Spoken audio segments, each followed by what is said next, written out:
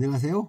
오늘은 이재명에게 가장 아킬레스건으로 언급되고 회자되는 형수 욕설건에 대해서 파헤쳐 보도록 하겠습니다. 갈등의 최초 원인은 가족들의 시정 개입이나 이권 개입을 막다가 생긴 것이었기 때문에 이 점들은 조금 감안해 주시고 또 제 부족함에 대해서는 용서를 바랍니다.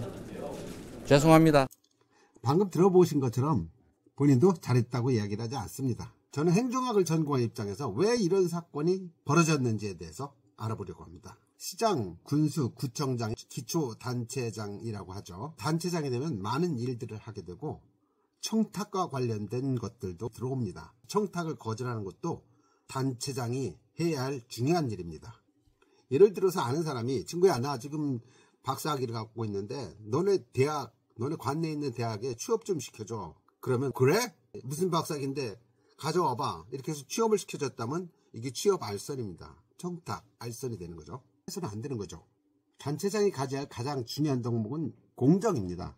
특히 친인척과 관련해서 직위를 이용해서 청탁을 하는 거 이런 거는 절대로 하지 말아야 할 일입니다. 그런데 이재명 가족 중에서는 유일하게 이재명에게 청탁을 하는 사람이 있었습니다. 바로 셋째 형 이재선 형이었죠. 재선 형은 이재명이 성남시장이 되자 관내에 있는 가천대학교라고 그곳에 대학 교수로 알선을 해달라고 부탁을 합니다. 당연히 거절하죠. 그러자 성남시정의 감사관을 통해서 또 부탁을 합니다. 감사관이 시장한테 보고를 합니다. 안 되겠다. 팀장급 이상 모든 직원들에게 형님 전화를 받지 말라고 엄명을 합니다. 화가 난 형은 비서실에 전화를 해서 이재명을 바꿔달라고 하면서 심한 욕설까지 퍼붓습니다. 재선이 형은 어머니에게도 통장에 들어있는 노후자금 5천만 원을 빌려달라고 요구했다가 거절을 하자 말할 수 없는 쌍욕을 퍼부어댑니다. 그리고 이후에는 어머니와 등지고 아버지 제사에도 참석하지 않았다고 합니다. 후에 재선이 형은 조울증 증세를 보이기도 합니다. 그러던 재선이 형 부부가 어느 날 갑자기 어머니를 찾아가서 심한 폭언과 폭력을 행사하면서 동생 재명에게 전화를 하라고 합니다. 겁에 질린 어머니가 재명에게 전화를 걸자 재선이 형은 수화기를 뺏어들고 욕설을 퍼부어댑니다. 그러면서 이런 내용들을 녹음을 하죠. 내 말을 듣지 않으면 녹음 파일을 공개하겠다라고 협박을 합니다. 이재명의 형수 욕설 사건의 전말입니다. 우리 셋째 형님 부부는 우리 어머님과 인연을 끊은 게 7년이 넘은 상태였죠. 왜냐하면 어머님의 노후 자금을 요구하다가 어머니가 그걸 안 주는 것 때문에 그야말로 말할 수 없는 폭언을 하고 인연을 끊었습니다. 우리 고향분들 다 알고 있는 얘기거든요. 근데 7년 만에 찾아가서 이재명 시장한테 전화 연결을 해달라고 부탁을 했어요. 어머니가 당연히 안 해주죠. 협박했어요. 집에 불지를. 그래서 어머니가 무서워서 저한테 전화 연결을 했습니다. 통화를 했죠. 그래서 싸웠어요. 마지막에는 어머니를 두들겨 팼어요. 두들겨 패서 입원을 시켰습니다. 그리고 그 전에는 내가 했다는 욕으로 알려진 욕이 있습니다. 어디를 어떻게 확 찢어버린 뭐 이거 제가 한 게 아니고 우리 형님이 어머니한테 한 얘기예요. 우리 형님이 내가 나온 무슨 뭐 쑤셔서 어쩌고 이런 얘기들을 했죠. 우리 형수는 뭐 그런 우아한 철학적 표현들을 시집 식구가 이해 못한다고 야구를 했죠. 그러고 난 다음에 결국은 집을 찾아가서 부부가 어머니를 두들겨 팼죠. 그리고 어머니는 맞아서 입원했고 그걸 말리던 우리 여동생 아까 죽었다는 청소 환경미화한 여동생을 두들겨 패가지고 집안 살림은 다 부셔졌고 연락을 받고 형제들이 다 모였습니다. 화가 머리끝까지 치밀었죠. 어떻게 부모를 때릴 수 있냐. 어떻게 동생들 그렇게 패가지고 우리를 만들 수가 있냐. 그런데 그런 걸 하다가 전화를 바꿔주니만이 뭐 어머니를 뭐 무고죄로 뭐 어떻게 하느니 막 이러니까 또 화가 나지 않겠어요? 지금도 그렇게 주장해요. 어머니가 자기를 무고했다고 주장하고 어머니를 고소한다고 계속 그러고 있습니다. 그날 밤에 싸운 얘기들 다 녹음을 했는데 그 중에 일부를 인터넷에다 공개를 한 거예요. 이재명이 형님한테 욕을 하는 나쁜 사람이다. 지금은 박사모 성남 지부장을 하십니다. 그리고 박사모 활동 열심히 하세요. 지금 그 가면 그 박사모들 왜 탄핵 반대 운동하면 거기서 꼭 연설하십니다. 그 연설 영상도 있어요. 한번 보세요.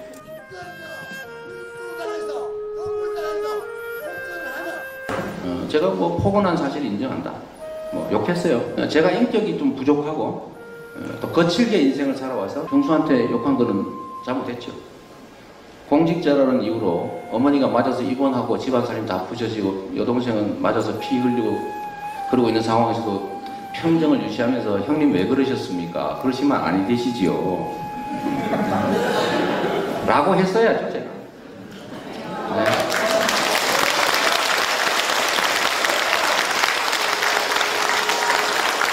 네. 형수 욕설 사건을 들어가기 앞서서 본질을 파악하려면 이재명과 재선형과의 관계도 살펴볼 필요가 있습니다. 이재명에게는 4명의 형제가 있었습니다. 큰형은 건설 노동자로 일하다가 추락사고를 당해서 한쪽 다리를 잃었는데 형수가 세차를 하면서 생활을 꾸려나갔습니다. 이재명이 검정고시를 통해서 중앙대학교에 장학생으로 입학했을 때 공부를 하다가 친구와 함께 강원대에 있는 형에게 찾아가면 고기도 사주고 차비도 주고 형제 애를 느끼게 했던 큰형입니다. 누나는 성남에서 요양보호사로 활동을 하고 있었죠. 소년공 시절에 비가 나고 어려워할 때 검정고시를 하라고 했던 둘째 형은 재명이가 성남시장이 되자 다니던 직장까지 그만둡니다. 둘째 형은 주방가구 회사를 다니는데 혹시 회사에서 동생 재명이를 이용해서 주방가구를 팔아달라고 할까봐 그만두고 청소하는 회사로 직장을 옮깁니다. 동생 재문이도 군포에서 청소일을 하고 있었고 여동생 재옥이도 미화 요원을 하면서 나중에 야쿠르트 아줌마로 일을 했습니다. 그런데 공인회계사가 된 재선이 형은 재명이가 성남시장이 되자 나 대학에 교수로 취업시켜달라 뭐 해달라 라는 등 끊임없이 이재명을 힘들게 했습니다. 이렇게 싸웠던 형 재선이와 재명이는 힘든 시절에는 굉장히 좋은 관계였었습니다. 동생 재명이가 검정고시를 하고 시험을 봐서 중앙대학교 장학생으로 입학을 하잖아요. 한 달에 20만 원씩을 받았는데 받은 돈 중에 일부를 용돈으로 주면서 열심히 공부하라고 합니다. 형도 건국대학교 장학생이 되고요. 머리가 좋아서 2학년 때 공인회계사에 합격을 합니다. 그리고 형수 사건의 주인공이 됐던 형수가 소개를 해줘서 이재명은 부인 김혜경 여사를 만납니다. 결혼까지 하죠. 이런 좋은 관계가 틀어진 겁니다. 동생이 성남시장이 되면서 재선이 형이 대학 교수로 취업을 시켜달라고 청탁을 요구했던 것이 시발점이 됩니다. 그걸 거절하자 성남시장 감사관한테 부탁을 하고 시장한테 보고를 하자 팀장급 이상 전 직원에게 내 형님 전화는 받지도 말라고 엄명을 내리는 거죠. 형은 성남시 인사와 정책에 대해서도 자문을 하겠다고 제안을 해왔는데 이런 지하에 거절을 해버립니다. 형 일이나 알아서 하라 얘기를 하는데도 자꾸 관여를 하는 겁니다. 그리고 한간에 형 관여해서 추진한다는 노인주택 사업 허가도 원천 봉쇄를 해버립니다. 이러다 보니까 형과 동생 사이에 아주 안 좋은 관계로 바뀝니다. 재선이 형 부부는 오래전부터 발길을 뚝 끊었던 어머니 찾아가죠. 재명에게 전화를 걸어서 바꿔달라고 협박을 합니다. 집에다 불을 지른다고 하자 어쩔 수 없이 재명이에게 전화를 겁니다. 사정을 모르던 재명이는 엄마 밥 먹었어? 라면서 반갑게 전화를 받는데 재선이 형이 전화를 뺏어서 우리 시장 많이 바쁘지? 내깡 좀 전화해도 개안나? 라는 목소리가 들리면서 동생에게 입에 담을 수 없는 욕설을 퍼부어댔습니다. 재명이에게는 큰 형이 있습니다. 그 재영이 형 말에 의하면은 욕설은 서로가 했는데 시작한 것은 재선이 형이 먼저 했고 화가 나니까 재명이도 하게 되고 서로 간에 욕은 한 거예요. 안동에 있는 사람들도 재명이 집에 놀러 왔다가 재선이 형 부부가 어머니에게 욕을 하는 것을 수도 없이 봤다고 합니다. 실제로 그런 인터뷰 내용도 있습니다. 저는 이재명 씨의 고향 자주 왔고 밑에 동네 살아요. 이웃이네요. 이웃이래.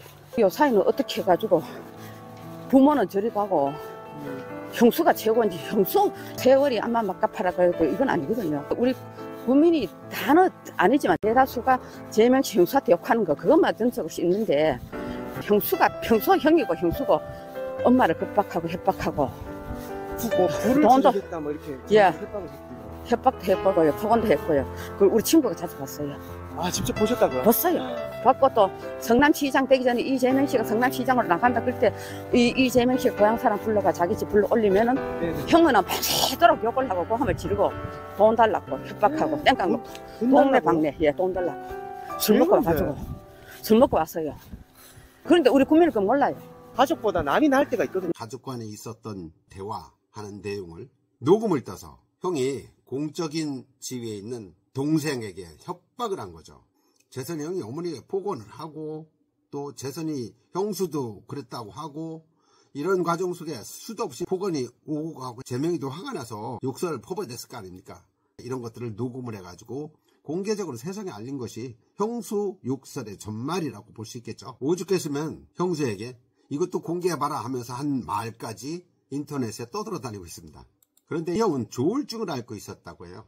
심지어는 자살도 시도했었고 교통사고로 중장애를 입기도 했습니다. 그러면서 자기 가족을 때리고 하다 보니까 형수와 조카가 아버지 재선이 형을 국립부곡병원에 강제로 입원도 시켰다고 합니다. 형은 동생 재명에게 전화를 해가지고 나 좀 살려달라고 부탁을 했고 사건을 처리하려고 했지만 당사자 가족이 아니면 할 수 없다는 얘기를 듣고 물러선 적도 있다고 합니다. 어느 정도 호전이 된 상태에서 다시 집으로 들어온 재선이 형은 황교안 대통령 만들기 모임에 가입을 해서 박사모 성남 지부장을 맡아서 이재명을 공격하는 데 앞장서는 역할도 합니다. 태극기 집회에 나가서 연설도 하고 정신병원에 입원했던 내용도 동생이 만든 거라고 거꾸로 뒤집어 쓰이기도 합니다. 형수 욕설 사건은 현상을 볼 게 아니라 본질을 봐야 됩니다. 그 본질이 뭐냐? 셋째 재선이 형이, 넷째 재명이가 성남시장이 되자 인근에 있는 대학에 교수로 취업을 해달라고 청탁을 했고 각종 이권에 개입하려고 했던 것들이 본질이 되겠습니다. 그 과정에서 어머니에게 폭언을 하고 어머니를 때리는 형에게 폭언을 했던 것이 형수 욕설 사건의 전말입니다. 그리고 가족의 참혹한 흑 역사를 녹음을 해가지고 나한테 무릎을 꿇어라, 그렇지 않으면 공개해버리겠다 라고 해서 말을 듣지 않자 인터넷에 올린 것이 형수 욕설 사건의 전말입니다. 형수 욕설하는데 이 사건은요, 어머니한테 폭언을 하고 어머니를 때린 게 더 중요한 것이지, 그런 어머니한테 행패를 부린 형과 형수한테 욕설을 한 것은 부차적인 문제인 거죠. 이유가 어떻든 날 낳아주고 평생 고생하면서 여성으로서 견딜 수 없는 모욕까지 견뎌가면서 키워준 어머니를 패는 그 자를 용서할 수 없었어요.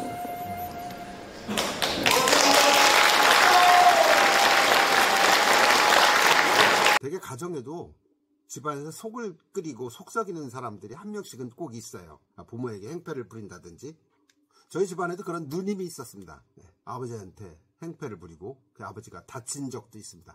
그런 누나 만나면 막 욕을 해요. 대통령이 출마할 것도 아니기 때문에. 온 가족이 누나를 싫어하죠.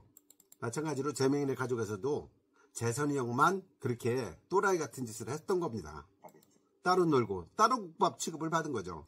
여러분, 가족의 우선순위를 따졌을 때 형수가 먼저입니까? 어머니가 먼저입니까? 어머니한테 폭언을 하고 폭행을 한 형수, 형님 용서할 수 있습니까? 저는 용서 못합니다. 본질은 단체장에게 청탁을 한 것입니다. 또 한 가지는 어머님에게 폭언하고 폭행을 한 것입니다. 그 과정 속에서 형님에게, 형수에게 욕설을 했다. 저는 용서받을 부분이 충분히 있다고 생각합니다. 저라도 참을 수 없습니다. 시정에 개입하려는 형님을 차단한 본질적인 것은 언급하지 않고 어머니에게 폭언을 하고 폭행을 한 형과 형수한테 욕설을 했다는 현상만 가지고 이재명 인간이 못됐다 이렇게 얘기하는 것은 정말 잘못된 일이죠. 내로남불의 전형이라고 할 수 있죠. 그리고 이재명 가족이 어렵던 시절에 있었던 가족의 아픈 흑역사입니다. 처참한 이야기들이죠. 참혹한 삶이었잖아요. 그걸 지금 와서 자꾸 들춰내면서 뭘 하자는 겁니까? 더 이상 이재명의 아픈 역사 건드리지 마시고요. 국민의힘 후보들도 대통령이 되면 내가 대한민국을 위해서, 국민을 위해서 무엇을 하겠다, 이런 공약을 내걸고 표를 달라고 하세요. 그래야지 한 표라도 더 얻을 거 아닙니까? 현상만 볼 게 아니라 본질을 보고 맥락이 어떻게 흘러간 것인지를 알고 형수 욕설 이야기를 하세요. 이따금 사람들 그래요. 그게 아닌데 네가 이렇게 얘기한 건 맞잖아. 욕한 건 맞잖아. 전체적인 맥락을 보고 이야기를 해야지 앞뒤 전부 다 잘라내고 어머니한테 폭언한 거, 어머니한테 폭행한 거, 청탁한 거 이거 다 잘라내고 형수한테 욕설한 이야기만 가지고 이재명을 욕하는 것은 정말로 잘못된 것입니다. 형수에게 욕한 것만 문제 삼는 거 아주 안 좋은 습관이고 태도입니다. 아버지가 방에 들어간다라는 말을 아버지 가방에 들어간다라고 말하는 것과 똑같습니다. 그게 맥락의 오류라는 거죠. 아니 결론적으로 얘기해 봅시다. 가족의 우선순위를 따졌을 때 어머니가 더 중요합니까? 형수가 더 중요합니까? 자식 입장에서는 어머니가 더 중요한 거예요. 그런 어머니에게 폭언하고 폭행하는 형수를 어떻게 곱게 봐줍니까? 말이 안 되는 거지. 그러니까 형수 욕설한 것만 가지고 얘기하면 안 되는 겁니다. 그리고 시장에 개입하려고 했던 형의 행동 정말로 잘못된 거예요. 그걸 용납했다면 이재명 시장은 비리에 연루돼서 성남시장 재선도 못했을 거고 경기도지사도 못했을 거고 지금처럼 유력한 대통령 후보도 되지 못했을 겁니다. 그렇지 않습니까? 어쨌든 저로서는 첫째는 공직자의 제일 의무는 아무리 가슴 아픈 일이 있어도 봉사를 구별하고 다시 한번 말씀드리지만 국민의힘에 대선 출마하신 김문수 후보님 홍준표 후보님 한동훈 후보님 이런 거 갖고 깐죽대지 마세요. 당신들이나 똑바로 하세요. 대통령이 되면 대한민국 국민을 위해서 뭘 하겠다. 지금 경제도 엉망인데 그런 거에 공약을 내걸고 국민에게 표를 몰아달라고 해야지 남 헐뜯는 거 가지고 대통령 되려고 하는 거 정말로 밥맛 없습니다. 이제 와서 어머님도 돌아가시고 형님까지 돌아가시고 자기 혼자만 남은 이재명 외로워 보이지 않습니까? 그런 가족의 흑역사 참혹한 삶에 대해서 자꾸 꺼내서 형수 욕설이니 뭐니 흘러간 물레방아입니다. 더 이상 거론하지 마세요. 그리고 가장 중요한 것 형수 욕설의 본질은 형이 성남시정에 개입하려고 했던 것이고 이것을 차단하려고 하다 보니 어머니한테 폭언을 하고 폭행을 하다가 그 과정에 반대급부적으로 나온 것이 형수 욕설 사건이 난 현상입니다. 본질이 중요한 거지 현상이 중요한 게 아닙니다. 행정학을 배운 제 입장에서는 시정 개입을 막으려고 했던 이재명의 행동이 올바른 겁니다. 어떤 사람들처럼 그래 형님 내가 취업시켜줄게 이렇게 되면 아무 문제가 없었겠죠. 그렇지만 시간이 흐르면 문제가 되지 않겠습니까? 여기저기 동생을 위해서 형을 위해서 청탁한다 이런 얘기 놔둘면은 이재명이가 올바로 클 수 있겠습니까? 그리고 형수 욕설건에 대해서는 이재명 후보도 여러 차례 걸쳐서 공개적으로 잘못했다고 사과를 했어요. 다 했습니다. 오래된 이야기입니다. 이제는 더 이상 이재명의 형수 욕설 사건을 언급하지 않았으면 좋겠습니다. 본질을 알았다면 현상적인 걸 가지고 욕할 수는 없겠죠. 제 얘기가 맞다면 이제부터는 이재명의 형수 욕설 얘기 그만하시고 구독, 좋아요 그리고 댓글 눌러주시고 이 내용 여기저기 퍼날라 주시길 바라겠습니다. 감사합니다.